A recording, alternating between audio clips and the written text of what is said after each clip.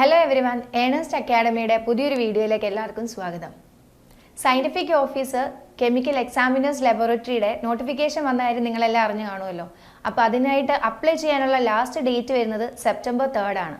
അപ്പോൾ ഇനി ആരെങ്കിലും രജിസ്റ്റർ ചെയ്യാനായിട്ടുണ്ടെങ്കിൽ പെട്ടെന്ന് തന്നെ രജിസ്റ്റർ ചെയ്തോളൂ. MSc chemistry, MSc biochemistry, MSc forensic science background ഉള്ള സ്റ്റുഡൻസിനാണ് ഇത് അപ്ലൈ ചെയ്യാനായിട്ട് പറ്റുന്നത്. ഈ ഒരു പോസ്റ്റിനെ കുറിച്ചുള്ള കൂടുതലായിട്ടുള്ള ഡീറ്റെയിൽഡ് ആയിട്ടുള്ള ഒരു വീഡിയോ നമ്മുടെ ചാനലിൽ അപ്ലോഡ് ചെയ്തിട്ടുണ്ട്. അതിൻ്റെ ലിങ്ക് ഈ ഡിസ്ക്രിപ്ഷനിൽ കൊടുത്തേക്കാം. ഈ ഒരു പോസ്റ്റിൻ്റെ സിലബസ് കണ്ടപ്പോൾ തൊട്ടുള്ളൊരു സംശയമായിരിക്കും എല്ലാവർക്കും, ഫോറൻസിക് സയൻസിൻ്റെ മോഡ്യൂൾ എങ്ങനെയാണ് കവർ ചെയ്യാന്നുള്ളത്. അതുകൊണ്ട് തന്നെ ഇന്ന് നമ്മൾ അതിനകത്തെ ഒരു ടോപ്പിക്കിനെ കുറിച്ചാണ് ഡിസ്കസ് ചെയ്യാൻ പോകുന്നത്. എന്താണ് ഫോറൻസിക് സയൻസ്, അല്ലെങ്കിൽ നമ്മൾ എടുക്കുന്ന ടോപ്പിക് എന്ന് പറയുന്നത് ഫിസിക്കൽ എവിഡൻസ്. ഫോറൻസിക് സയൻസിലെ ഫിസിക്കൽ എവിഡൻസിനെ കുറിച്ചാണ് ഇന്ന് നമ്മൾ ക്ലാസ് എടുക്കാനായിട്ട് പോകുന്നത്. ഇനി നമുക്ക് ആ ടോപ്പിക്കിലേക്ക് കിടക്കാം. എന്താണ് ഫോറൻസിക് സയൻസ്? ആദ്യം തന്നെ നമ്മളൊരു ഫിസിക്കൽ എവിഡൻസ് എന്താണെന്ന് പഠിക്കുന്നതിന് മുമ്പ് തന്നെ എന്താണ് ഫോറൻസിക് സയൻസ് എന്ന് പഠിക്കാം. ഫോറൻസിക് സയൻസ് എന്ന് വെച്ച് കഴിഞ്ഞാൽ നമ്മളൊരു ക്രൈം സീൻ നടന്നു കഴിയുമ്പോൾ അത് നമുക്ക് കോടതിയിൽ സബ്മിറ്റ് ചെയ്യണമെങ്കിൽ എന്തെങ്കിലുമൊക്കെ എവിഡൻസ് വേണം. ആ ഒരു എവിഡൻസിന് വേണ്ടിയിട്ട് നമ്മൾ യൂസ് ചെയ്യുന്ന ചില സയൻറ്റിഫിക് മെത്തേഡ്സ്, അല്ലെങ്കിൽ അതിനെയാണ് നമ്മൾ ഫോറൻസിക് സയൻസ് എന്ന് പറയുന്നത്. ആ ഒരു പ്രോസസ്സിനെ, അല്ലെങ്കിൽ നമ്മൾ ആ ഒരു എവിഡൻസ് കളക്ട് ചെയ്ത് കോടതിയിൽ സമർപ്പിക്കുന്ന ആ ഒരു പ്രോസസ്സാണ് ഫോറൻസിക് സയൻസ് എന്ന് പറയുന്നത്. It is a scientific method or expertise to investigate a crime scene. ഒരു ക്രൈം സീനിൽ നടക്കുന്ന കാര്യങ്ങളെ ഇൻവെസ്റ്റിഗേറ്റ് ചെയ്യാനായിട്ട് നമ്മൾ യൂസ് ചെയ്യുന്ന സയൻറ്റിഫിക് മെത്തേഡ്സ് ആണ് ഫോറൻസിക് സയൻസ് എന്ന് പറയുന്നത്. അപ്പോൾ ഈ ഒരു ഫോറൻസിക് സയൻസിൽ നമ്മൾ മെയിനായിട്ട് വേണ്ടതെന്ന് പറഞ്ഞാൽ എവിഡൻസ് ആണ്. അപ്പോൾ നമുക്ക് ഫസ്റ്റ് എവിഡൻസ് എന്താണെന്ന് നോക്കാം. Evidence refers to information or objects that may be admitted into court for judges and juries to consider when hearing a case. Evidence can come from varied sources, from genetic material or trace chemicals to dental history or fingerprints. ആദ്യം തന്നെ evidence എന്താണെന്ന് നോക്കാം. Evidence എന്ന് പറയുന്നത് എന്തെങ്കിലും ഒരു information അല്ലെങ്കിൽ എന്തെങ്കിലും ഒരു ഒബ്ജക്റ്റ് നമ്മൾ കോടതിയിൽ സബ്മിറ്റ് ചെയ്യാൻ വേണ്ടിയിട്ടുള്ള ആ ഒരു ഇൻഫോർമേഷനെയോ അല്ലെങ്കിൽ ആ ഒരു ഒബ്ജക്റ്റിനെയാണ് നമ്മൾ എവിഡൻസ് എന്ന് പറയുന്നത്. അത് ഒന്നുകിൽ ലിവിങ് ആവാം അല്ലെങ്കിൽ നോൺ ലിവിങ് ആവാം. ജെനറ്റിക് മെറ്റീരിയൽ തൊട്ട് എന്തെങ്കിലും ഫിംഗർ പ്രിൻറ്റ്സ്, ഫുഡ് പ്രിൻറ്റ്സ്, ഇതിനെയൊക്കെയാണ് നമ്മൾ എവിഡൻസ് എന്ന് പറയുന്നത്. ഈ ഒരു എവിഡൻസിനെ തന്നെ നമുക്ക് പല രീതിയിൽ കാറ്റഗറൈസ് ചെയ്യാം. അതായത് ഒരു ഫോറൻസിക് സയൻസ് അല്ലെങ്കിൽ അവരുടെ ലാബിൽ സബ്മിറ്റ് ചെയ്യുന്ന എവിഡൻസിനെ തന്നെ പല രീതിയിലാണ് കാറ്റഗറൈസ് ചെയ്യുന്നത്. നമ്മളിവിടെ മെയിനായിട്ട്, അല്ലെങ്കിൽ ഇപ്പോൾ ഒരു ക്രൈം സീൻ നടക്കുമ്പം ഏത് ക്രൈം സീൻ ആയിക്കോട്ടെ അതിൽ നമ്മൾ മെയിനായിട്ട് ഇതിനെ കാറ്റഗറൈസ് ചെയ്യുന്നത് ഒരു 4 ടൈപ്സിലാണ്, അല്ലെങ്കിൽ ഒരു 4 കാറ്റഗറിയിലാണ് ഈ ഒരു എവിഡൻസിനെ നമ്മൾ ഡിവൈഡ് ചെയ്തേക്കുന്നത്. അതിൽ ഫസ്റ്റ് വണ്ണാണ് ഫിസിക്കൽ എവിഡൻസ് എന്ന് പറയും. രണ്ടാമത്തത് testimonial or personal evidence. Third one miscellaneous evidence and fourth one corpus delicti evidence എന്ന് പറയും. First one physical evidence. Physical എവിഡൻസിനെ കുറിച്ചാണ് നമ്മൾ ഇന്ന് ഡീറ്റെയിൽഡ് ആയിട്ട് പഠിക്കാനായിട്ട് പോകുന്നത്. അപ്പോൾ ആദ്യം ഫിസിക്കൽ എവിഡൻസ് എന്താണെന്ന് പറഞ്ഞാൽ it is A real evidence. അതായത് നമ്മൾ ചെല്ലുമ്പോൾ കാണാൻ പറ്റുന്നതായിട്ടും ടാഞ്ചിബിൾ ആയിട്ടുള്ള ഒബ്ജക്റ്റിനെയാണ് നമ്മൾ എവിഡൻസ് അല്ലെങ്കിൽ ഫിസിക്കൽ എവിഡൻസ് എന്ന് പറയുന്നത്. നമുക്ക് ടച്ച് ചെയ്യാനും ഫീൽ ചെയ്യാനും പറ്റുന്ന എവിഡൻസിനെയാണ് ഫിസിക്കൽ എവിഡൻസ് എന്ന് പറയുന്നത്. രണ്ടാമത് വരുന്നതാണ് ടെസ്റ്റിമോണിയൽ ഓർ പേഴ്സണൽ എവിഡൻസ് എന്ന് പറയും. ഈ ഒരു കാറ്റഗറിയിൽ വരുന്നതെന്ന് വെച്ച് കഴിഞ്ഞാൽ കുറ്റം ചെയ്ത ആൾ തന്നെ വന്ന് നമ്മുടെ അടുത്ത് പറയുകയാണ്, അല്ലെങ്കിൽ ഞാൻ ഇതുപോലെ ക്രൈം ചെയ്തു എന്നുള്ളതോ അല്ലെങ്കിൽ ഒരു ഐ വിറ്റ്നസ്സോ വന്ന് പറയുന്നതിനെയാണ് ടെസ്റ്റിമോണിയൽ ഓർ പേഴ്സണൽ എവിഡൻസ് എന്ന് പറയുന്നത്. മൂന്നാമത് വരുന്നതാണ് മിസ്ലേനിയസ് എവിഡൻസ് എന്ന് പറയുന്നത്. ഈ ഒരു ഫസ്റ്റിൽ ഫിസിക്കൽ എവിഡൻസിലോ ഈ ടെസ്റ്റിമോണിയൽ എവിഡൻസിലോ വരാത്തതാണ് ഈ ഒരു മിസ്ലേനിയസ് എവിഡൻസ് എന്ന് പറയുന്നത്. ഇതിനകത്ത് ഇൻക്ലൂഡ് ചെയ്തേക്കുന്നതെന്ന് വെച്ച് കഴിഞ്ഞാൽ polygraph, voice analysis, psychological evidence അല്ലെങ്കിൽ സൈക്കോളജിക്കൽ മാറ്റേഴ്സ്, അതിനെയൊക്കെയാണ് ഈ മിസ്ലേനിയസിനകത്ത് വരുന്നത്. പോളിഗ്രാഫ് എന്ന് വെച്ച് കഴിഞ്ഞാൽ നമ്മുടെ നുണപരിശോധന. അപ്പോൾ നുണപരിശോധനയ്ക്ക് ചെയ്യുന്നത് അല്ലെങ്കിൽ മെഷീൻസ് യൂസ് ചെയ്ത് ഹാർട്ട് ബീറ്റിൻ്റെ റേറ്റ്, ബ്ലഡ് പ്രഷറിൻ്റെ റേറ്റ് അങ്ങനെ നോക്കിയിട്ടാണ് ആ ഒരു എവിഡൻസ് ആയിട്ട് നമ്മൾ കൺസിഡർ ചെയ്യുന്നത്. അതേപോലെയാണ് വോയിസ് അനാലിസിസ്. വോയിസ് അനാലിസിസ് എന്ന് പറയുമ്പോഴത്തേക്കും നമ്മളുടെ സംസാരത്തിലുള്ള പതിർച്ച അങ്ങനത്തെ കാര്യങ്ങൾ അനാലിസിസ് ചെയ്തുകൊണ്ടായിരിക്കും ആ ഒരു എവിഡൻസ് നമ്മൾ കളക്ട് ചെയ്യുന്നത്. സൈക്കോളജിക്കൽ എവിഡൻസ് എന്ന് പറഞ്ഞു കഴിഞ്ഞാൽ ആ ഒരു സസ്പെക്റ്റിൻ്റെയൊക്കെ മെൻ്റൽ ഹെൽത്തിനെ നമ്മൾ എവിഡൻസ് ആയിട്ട് കളക്ട് ചെയ്യുന്നതിനെയാണ് മിസ്ലേനിയസ് എവിഡൻസ് എന്ന് അണ്ടറിൽ ഇത് വരുന്നത്. ഇനി നാലാമത് വരുന്ന കാറ്റഗറി വരുന്നതാണ് കോർപ്പസ് ഡിലൈറ്റ് എവിഡൻസ് എന്ന് പറയുന്നത്. അതായത് നമ്മളൊരു ക്രൈം സീനിൽ ചെല്ലുമ്പം ആദ്യം തന്നെ നമുക്ക് ചെല്ലുമ്പോൾ തന്നെ മനസ്സിലാക്കാൻ പറ്റുന്ന എവിഡൻസ്. അതായത് ഒരു ക്രൈം നടന്നിട്ടുണ്ടെങ്കിൽ, ഒരു കൊലപാതകം നടന്നിട്ടുണ്ടെങ്കിൽ അവിടെ കാണുന്ന ഡെഡ് ബോഡീസ്, അല്ലെങ്കിൽ അവിടെ എന്തെങ്കിലും മോഷണം നടന്ന സ്ഥലമാണെങ്കിൽ അവിടെ ഡോറൊക്കെ ബ്രേക്ക് ചെയ്തേക്കുന്നത്, അതായത് നമ്മൾ ഫസ്റ്റ് ചെല്ലുമ്പോൾ തന്നെ നമുക്ക് കാണാനായിട്ട് പറ്റുന്ന എവിഡൻസിനെയാണ് നമ്മൾ ഈ ഒരു കാറ്റഗറിയിൽ വരുത്തുന്നത്. ഇനിയിപ്പോൾ നമ്മൾ ഡീറ്റെയിൽഡ് ആയിട്ട് പഠിക്കാനായിട്ട് പോകുന്നത് ഫിസിക്കൽ എവിഡൻസ് എന്തൊക്കെയാണ്, എന്തിനെയൊക്കെയാണ് നമ്മൾ ഫിസിക്കൽ എവിഡൻസ് ആയിട്ട് കൺസിഡർ ചെയ്യുന്നത് എന്നാണ് ഇനി നമ്മൾ പഠിക്കാനായിട്ട് പോകുന്നത്. സോ ഫിസിക്കൽ എവിഡൻസ് എന്താണ്?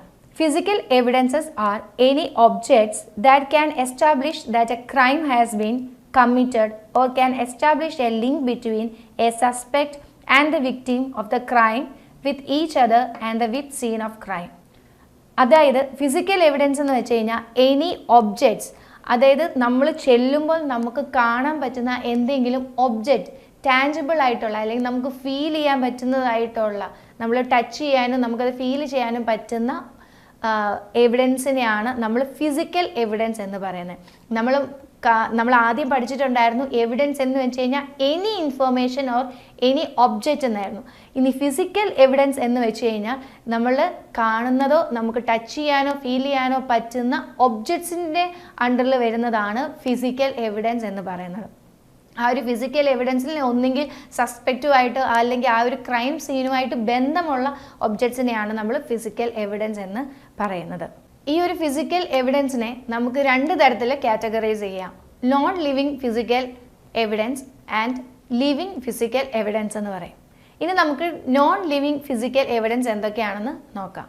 അതിൽ ഫസ്റ്റ് ആയിട്ട് വരുന്നതാണ് ഗ്ലാസ് പീസസ്. അതായത് ഒരു ക്രൈം സീനിൽ ചെല്ലുമ്പം കിട്ടുന്ന ഗ്ലാസ് പീസസിനെ നമ്മൾ ഒരു ഫിസിക്കൽ എവിഡൻസ് ആയിട്ടാണ് കൺസിഡർ ചെയ്യുന്നത്. Window or ventilated glass panes, particles or fragments that are found or transferred to a person or object involved in a crime may be substantial evidence. അതായത് ഒരു ക്രൈം സീനിൽ എന്തെങ്കിലും ഒരു ഗ്ലാസ് പാർട്ടിക്കിൾ, ഒന്നെങ്കിൽ ഒരു window ആവാം, അല്ലെങ്കിൽ വെന്റിലേറ്ററിൻ്റെ ഗ്ലാസ് പാർട്ടിക്കിൾസ് ആവാം, ഇനിയല്ല നമ്മൾ എന്തെങ്കിലും ഒരു ഫ്ലവർ വേസ് ആയിക്കോട്ടെ, ഒരു കപ്പ് ആയിക്കോട്ടെ, അതിൻ്റെയൊക്കെ എന്തെങ്കിലും ആയിക്കോട്ടെ ഒരു ഗ്ലാസ് പീസിനെ നമ്മൾ ഫിസിക്കൽ എവിഡൻസ് ആയിട്ട് കൺസിഡർ ചെയ്യുന്നു. ചിലപ്പോൾ നമ്മൾ യൂസ് ചെയ്ത അല്ലെങ്കിൽ ആ ഒരു വിക്ടിമിനെ അറ്റാക്ക് ചെയ്യാനായിട്ട് യൂസ് ചെയ്ത എന്തെങ്കിലും ഒബ്ജക്റ്റ് ആയിക്കോട്ടെ, അതിൻ്റെയൊക്കെ പീസസ് ഉണ്ടെങ്കിൽ നമ്മൾ അതിനെ ഫിസിക്കൽ എവിഡൻസ് ആയിട്ടാണ് കൺസിഡർ ചെയ്യുന്നത്. നമുക്ക് ഈ ഒരു ഗ്ലാസ് പീസസിൽ നിന്ന് ചിലപ്പോൾ നമുക്ക് ബ്ലഡ് സ്റ്റെയിൻസ് കിട്ടാം.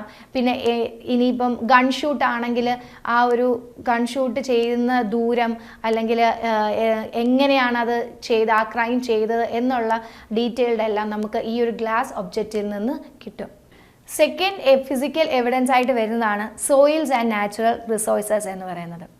Any items, clothes or footwear containing soil, wood, natural resources like minerals or other vegetative matter could help in linking a person or object to a particular location. ഒരു crime scene നടക്കുന്ന സമയത്ത് നമ്മൾ അവിടെ നമുക്ക് കിട്ടുന്ന പരമാവധി ആയിട്ടുള്ള എവിഡൻസിനെ കളക്ട് ചെയ്യുക എന്നുള്ളതാണ്. ചിലപ്പം ഈ ഒരു ക്രൈം സീൻ നടന്നിട്ട് എന്തെങ്കിലും ഒരു സോയിലിൻ്റെ ഒരു അംശം കാണും. അതെല്ലാം നമുക്ക് കളക്ട് ചെയ്ത് അല്ലെങ്കിൽ ആ ഒരു പേഴ്സൺ എവിടെ നിന്നാണ് വന്നത്, അല്ലെങ്കിൽ ഈ ഒരു സ്ഥലത്ത് വെച്ച് തന്നെയാണോ ക്രൈം നടന്നത്, വേറെ എവിടെയെങ്കിലും ക്രൈം നടന്നിട്ട് ഈവൻ ഇപ്പോൾ ഒരു കൊലപാതകത്തിൻ്റെ കേസിലാണെങ്കിൽ വേറെ എവിടെയെങ്കിലും ക്രൈം നടന്നിട്ട് ഇവിടെ കൊണ്ട് ആ ഒരു ബോഡീനെ ഡംപ് ചെയ്തതാണോ എന്നുള്ള കാര്യങ്ങളൊക്കെ നമുക്ക് ഈ ഒരു സോയിൽ കിട്ടുന്ന ആ ഒരു എവിഡൻസിൽ നിന്ന് എടുക്കാൻ പറ്റും. അതേപോലെ തന്നെ എന്തെങ്കിലും മിനറൽസ്, ഇപ്പം ഒരു ക്രൈം നടക്കുന്നത് എന്തെങ്കിലും ഒരു ഫോറസ്റ്റ് ഏരിയ അങ്ങനെയൊക്കെ ആണെങ്കിൽ നമുക്ക് ഫ്ലവേഴ്സിൻ്റെ പോളൻ വെച്ചിട്ട് അതൊക്കെ നമുക്ക് ആ ഒരു ഡ്രസ്സിൽ നിന്ന് ചിലപ്പോൾ നമുക്ക് ഇതിനെയൊക്കെ നമുക്ക് എവിഡൻസ് ആയിട്ട് കളക്ട് ചെയ്യാനായിട്ട് പറ്റും. അതാണ് സോയിൽസ് ആൻഡ് നാച്ചുറൽ റിസോഴ്സസ് എന്ന് പറയുന്നത്. തേർഡ് വരുന്നതാണ് paint. Paint evidences in the form of smear, chip or dry may be transferred from the surface of one object to another during the perpetration of a crime. Most paint evidence originates from crimes involving hit and run cases. ഈ ഒരു പെയിൻറ്റിനെ നമ്മൾ physical evidence ആയിട്ട് consider ചെയ്യുന്നത് hit and റണ്ണിൽ കേസസിലായിരിക്കും. വണ്ടി ഇടിച്ചിട്ട് പോകുന്ന സമയങ്ങളിലായിരിക്കും ഈ ഒരു പെയിൻറ്റിനെ നമ്മൾ എവിഡൻസ് ആയിട്ട് കളക്ട് ചെയ്യുന്നത്. Fourth one, questioned documents. Any questioned document, whether hand or typewritten, submitted to laboratory so that authenticity and source of it can be determined. These types of analysis are utilized mainly with ransom notes, suicide notes, death threats and forgeries. Questioned ഡോക്യുമെൻറ്റ്സിൽ വരുന്നതെന്ന് വെച്ച് കഴിഞ്ഞാൽ എന്തെങ്കിലും ഒരു hand റിട്ടണോ അല്ലെങ്കിൽ mission type ആയിട്ടുള്ള, അതായത് type റൈറ്ററിലൊക്കെ use ചെയ്തിട്ടുള്ള എന്തെങ്കിലും ഒരു നോട്ട്സിനെയൊക്കെയാണ് നമ്മൾ ക്വസ്റ്റ്യൻഡ് ഡോക്യുമെൻറ്റ്സ് ആയിട്ട് പറയുന്നത്. അതെന്തുമാവാം, ഒന്നെങ്കിൽ ചെക്ക് ബുക്ക്, അല്ലെങ്കിൽ ബാങ്ക് സ്റ്റേറ്റ്മെൻറ്റ്സ്, അല്ലെങ്കിൽ ഒരു സൂയിസൈഡൽ നോട്ട്, അല്ലെങ്കിൽ ത്രെട്ടനിങ് നോട്ട്, ഇതിനെയൊക്കെയാണ് നമ്മൾ ക്വസ്റ്റ്യൻഡ് ഡോക്യുമെൻറ്റ്സ് ആയിട്ട് പറയുന്നത്. ചിലപ്പോൾ നമുക്ക് ആ ഒരു പേപ്പറിൽ നിന്ന് ഫിംഗർ പ്രിൻറ്റ്സ് ഒക്കെ കിട്ടാനായിട്ട് സാധ്യതയുണ്ട്. ഇനി നമ്മുടെ ടൈപ്പ് റൈറ്റർ യൂസ് ചെയ്ത് ടൈപ്പ് ചെയ്തേക്കുന്നതാണെങ്കിൽ അത് ഏത് മെഷീനാണ്, ഏത് വർഷമാണ്, അല്ലെങ്കിൽ ആ ഒരു മെഷീൻ്റെ തന്നെ നമുക്ക് കാലപ്പഴക്കം മനസ്സിലാക്കാനായിട്ട് പറ്റും. ഇനി ഹാൻഡ് റിട്ടൺ ആണെങ്കിൽ നമുക്ക് അതിൻ്റെ ഓരോരുത്തരുടെയും ഹാൻഡ് റൈറ്റിങ്ങിൽ വ്യത്യാസം കാണും. അതിൻ്റെ ബേസിലൊക്കെ ആയിട്ട് നമുക്ക് എവിഡൻസ് ആയിട്ട് ഇതിനെ കളക്ട് ചെയ്യാനായിട്ട് പറ്റും. ഇനി 5th വണ്ണാണ് ഫയർ ആംസ് ആൻഡ് അമ്യൂണേഷൻ എന്ന് പറയുന്നത്. Firearms as well as discharge or intact ammunition are often important evidence in any firing investigation. അതായത് ഫയർ ആംസ് അല്ലെങ്കിൽ അമ്യുനേഷൻ എന്ന് പറയുന്നതെന്ന് വെച്ച് കഴിഞ്ഞാൽ നമ്മൾ എന്തെങ്കിലും തോക്ക് ഉപയോഗിച്ചോ അല്ലെങ്കിൽ വെടിമരുന്ന് അങ്ങനെ എന്തെങ്കിലും ആ ഒരു ക്രൈം സീനിലുണ്ടോ എന്നുള്ളത് അതിനെ നമ്മൾ എവിഡൻസ് ആയിട്ട് കളക്ട് ചെയ്യും. അത് കളക്ട് ചെയ്യുന്നതിൻ്റെ ബേസിൽ നമുക്ക് ഏത് തരം പിസ്റ്റലാണ് യൂസ് ചെയ്തേക്കുന്നത്, എത്ര ദൂരത്തു നിന്നാണ് നമ്മൾ ഈ ഒരു ക്രൈം ചെയ്തേക്കുന്നത്, ഇതിലൊക്കെ കൺസിഡർ ചെയ്യാനായിട്ട് പറ്റും. അതുകൊണ്ട് ഇതിനെ നമ്മളൊരു ഫിസിക്കൽ എവിഡൻസ് ആയിട്ടാണ് കൺസിഡർ ചെയ്തേക്കുന്നത്. 6th വണ്ണാണ് powder residue. A person or item may be suspected of containing gunshot residue or residue discharged from firearm. The presence and disbursement of powder residue indicate if, when and where a firearm may have been used to fire. Powder residue എന്ന് പറഞ്ഞാൽ ആ ഒരു ക്രൈമിൽ നടക്കുന്ന സീനിൽ നിന്ന് നമുക്ക് gunshot ഉണ്ടെങ്കിൽ അതിൻ്റെ എന്തെങ്കിലും പാർട്സ് പൗഡർ റെസിഡ്യൂസ് വന്നിട്ടുണ്ടെങ്കിൽ അതിനെ കളക്ട് ചെയ്തും അതിനെയാണ് നമ്മൾ ഒരു ഫിസിക്കൽ എവിഡൻസ് ആയിട്ട് കൺസിഡർ ചെയ്യുന്നത്. അടുത്ത ഫിസിക്കൽ എവിഡൻസ് ആണ് മാർക്സ് എന്ന് പറയുന്നത്. 7th വണ്ണാണ് tool, foot and tyre marks. ഇതാണ് മാർക്സിൻ്റെ അണ്ടറിൽ വരുന്നത്. Impressions which are 3D in nature include tool marks, tyre markings, shoe or foot prints, depressions in loose or soft soils, and all other forms of tracks, impressions, and bite marks in skin or various types of food stuffs. ഇത്രയുമാണ് മാർക്സിൽ നമ്മൾ ചെയ്യുന്നത്. അതായത് എന്തെങ്കിലും tool ഉപയോഗിച്ചുകൊണ്ട് ഉള്ളൊരു markings അവിടെ ഉണ്ടോ, tool ഉപയോഗിച്ചുകൊണ്ടാണോ attack ചെയ്തേക്കുന്നത്, അതേപോലെ ഫുഡ് പ്രിൻറ്റ്സ്, ടയറിൻ്റെ മാർക്സ്, അവിടെ വണ്ടിയുടെ പ്രസൻസ് ഉണ്ടായിരുന്നെങ്കിൽ നമുക്ക് ഓരോ തരത്തിൽ തന്നെ നമുക്ക് ടയർ മാർക്സ് ഉണ്ട്. അതൊക്കെ നമുക്ക് ഡീറ്റെയിൽഡ് ആയിട്ട് പഠിക്കാൻ വേറെ ഉള്ളതാണ്. ടയർ മാർക്സിൻ്റെയൊക്കെ ഡിഫറൻസ് വെച്ചിട്ട് സ്കിഡ് ചെയ്തിട്ടാണോ അല്ലെങ്കിൽ അങ്ങനത്തെ ടൈപ്പിൽ മാർക്കിങ്സിൻ്റെ ബേസിസിൽ നമുക്ക് ഇതിനെ ഇൻവെസ്റ്റിഗേഷനിൽ അനലൈസ് ചെയ്യാനായിട്ട് പറ്റും. അപ്പോൾ അങ്ങനെ ഉണ്ടെങ്കിൽ ഇനി ഇപ്പം ആ ഒരു കൊലപാതകം നടന്നേക്കുന്ന ആ ഒരു അല്ലെങ്കിൽ ആ ഒരു ഡെഡ് ബോഡിയിൽ എന്തെങ്കിലും കടിച്ചതിൻ്റെ പാടോ അല്ലെങ്കിൽ അങ്ങനെ എന്തെങ്കിലും ഫുഡ് സ്റ്റഫ് ഉണ്ടായിരുന്നോ അവിടെ, അങ്ങനെയുള്ള കുറേ എവിഡൻസിനെയാണ് നമ്മൾ ഈ ഒരു മാർക്സ് എന്ന് പറയുന്ന അതിന് അണ്ടറിൽ വരുന്നത്. അടുത്തൊരു ടോപ്പിക്കാണ് ഡ്രഗ്സ് എന്ന് പറയുന്നത്. അതായത് 8th വണ്ണാണ് ഡ്രഗ്സ് എന്ന് പറയുന്നത്. Drugs are substances which violate the laws regulating the sale, manufacture, distribution and use of drugs or chemicals and necessity to be seized.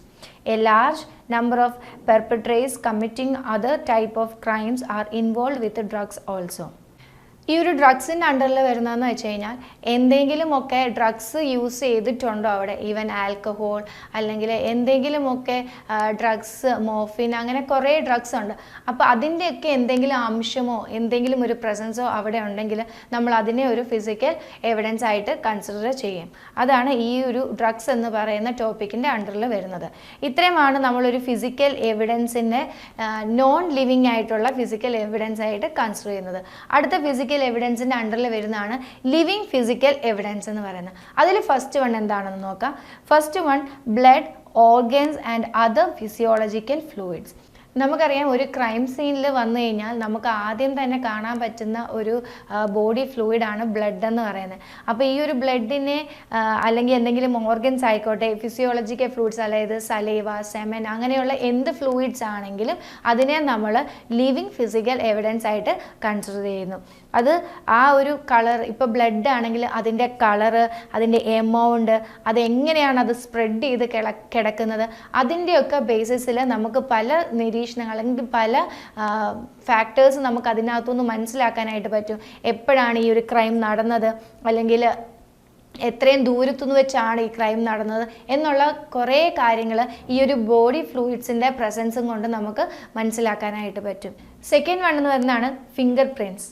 It is generally known to almost everyone that when a person touches an article with their bare hands, that a fingerprint is left behind. Such prints are called latent prints as they are not visible to naked eye. ഒരു crime scene നടന്നു കഴിയുമ്പോൾ തന്നെ നമ്മൾ ആദ്യം collect ചെയ്യുന്നതാണ് finger prints എന്ന് പറയുന്നത്. അതിനെ നമ്മളൊരു ഫിസിക്കൽ എവിഡൻസ് ആയിട്ട് കണക്കാക്കപ്പെടുന്നത്. According to Locard's principle of exchange, അതായത് ലൊക്കാർട്സ് പ്രിൻസിപ്പിളിൽ പറയുന്നുണ്ട് നമ്മളൊരു ക്രൈം സീൻ നടക്കുന്ന സമയത്ത് അവിടെ എന്തെങ്കിലും ഒരു എക്സ്ചേഞ്ച് നടക്കും എന്നാണ് പറയപ്പെടുന്നത്. ആ ഒരു പ്രിൻസിപ്പിളിൻ്റെ ബേസിസിൽ തന്നെയാണ് നമ്മൾ ഈ ഒരു ഫോറൻസിക് സയൻസ് ബേസ് ചെയ്ത് പോകുന്നത് തന്നെ. അതായത് ഒരു ക്രൈം സീൻ നടന്നു കഴിഞ്ഞാൽ അവിടെ എന്തെങ്കിലും ഒരു എവിഡൻസ് ബാക്കിയുണ്ടാവും. അപ്പോൾ ഈ ഒരു ഫിംഗർ പ്രിൻസിനെ നമ്മൾ കൺസിഡർ ചെയ്യുന്നത് ഒരു ഫിസിക്കൽ എവിഡൻസ് ആയിട്ട് തന്നെയാണ്. ഈ ഒരു ഫിംഗർ പ്രിൻസിനെ നമ്മുടെ നേക്കഡ് ഐ കൊണ്ട് നമുക്ക് കാണാനായിട്ട് പറ്റത്തില്ല. ആ ഒരു പ്രിന്റിനെയാണ് നമ്മൾ ലാറ്റന്റ് പ്രിന്റ്സ് എന്ന് പറയുന്നത്. അടുത്തൊരു ടോപ്പിക്കിൽ വരുന്നതാണ് ഹെയർ ആൻഡ് ഫൈബേഴ്സ് എന്ന് പറയുന്നത്. ഫിസിക്കൽ എവിഡൻസിന് അണ്ടറിൽ വരുന്ന ഒരു ലിവിങ് ആയിട്ടുള്ള ഫിസിക്കൽ എവിഡൻസ് ആണ് hair and fibres. Hair is most often found at a crime scene and is fairly easy to compare and identify the use of a microscope. Any animal or human hair present at the scene could be linked a person or animal to a crime. Similarly, the fibers, which are either natural or synthetic, are easily transferred from objects to person or from person to person. ഈ ഒരു hair and ഫൈബേഴ്സിൽ വരുന്നത് ഒരു crime സീനിൽ നമുക്ക് എന്തെങ്കിലും ഒരു hair ഉണ്ടെങ്കിൽ അതിനെ നമ്മൾ ഫിസിക്കൽ എവിഡൻസ് ആയിട്ട് കൺസിഡർ ചെയ്യും. അതിപ്പോൾ ഹെയർ കിട്ടുമ്പോൾ അത് ആനിമൽ ഒറിജിൻ ആണോ അല്ലെങ്കിൽ ഹ്യൂമൻ ഒറിജിൻ ആണോ എന്നുള്ളത് കൂടെ നമുക്ക് ഇതിനകത്തുനിന്ന് വേർതിരിച്ചെടുക്കാനായിട്ട് പറ്റും. ഇനി ഫൈബേഴ്സിൻ്റെ കാര്യത്തിലാണെങ്കിൽ എന്തെങ്കിലും ക്ലോത്തിൻ്റെ ആയിക്കോട്ടെ, കാർപ്പറ്റിൻ്റെ ആയിക്കോട്ടെ, എന്തെങ്കിലും കട്ടൻസിൻ്റെയോ അങ്ങനെ എന്തെങ്കിലും ഒരു ഫൈബേഴ്സ്, ഒരു ഫൈൻ ആയിട്ടുള്ള ഫൈബേഴ്സ് ആയിരിക്കും കിട്ടുന്നത്. പക്ഷേ അതുപോലും നമുക്ക് ഒരു ഫിസിക്കൽ എവിഡൻസ് ആയിട്ട് കൺസിഡർ ചെയ്യുന്നു. അപ്പോൾ ഇത്രയും നേരം നമ്മൾ പഠിച്ചുകൊണ്ടിരുന്നത് ഫിസിക്കൽ എവിഡൻസ് എന്താണെന്നൊക്കെയാണ്. അപ്പം നമ്മളൊരു ഷോർട്ടായിട്ടുള്ള രീതിയിലാണ് ഇപ്പോൾ ഫിസിക്കൽ എവിഡൻസിനെ ഡിസ്കസ് ചെയ്തേക്കുന്നത്. അതായത് നിങ്ങൾക്ക് പെട്ടെന്ന് ഈ ഒരു ഫോറൻസിക് എന്ന് പറയുന്ന ടോപ്പിക്ക് അധികം പ്രശ്നമുള്ളൊരു ടോപ്പിക്കല്ല എന്ന് മനസ്സിലാക്കാനായിട്ടുള്ള ഒരു പോർഷൻ ആയിരുന്നു ഈ ഒരു ഫിസിക്കൽ എവിഡൻസ് എന്ന് പറയുന്നത്. ഈ ഒരു ടോപ്പിക്കിനെ കുറിച്ച് നിങ്ങൾക്ക് എന്തെങ്കിലും ഡൗട്ട് ഉണ്ടെങ്കിൽ കമൻസിൽ അറിയിച്ചാൽ മതി.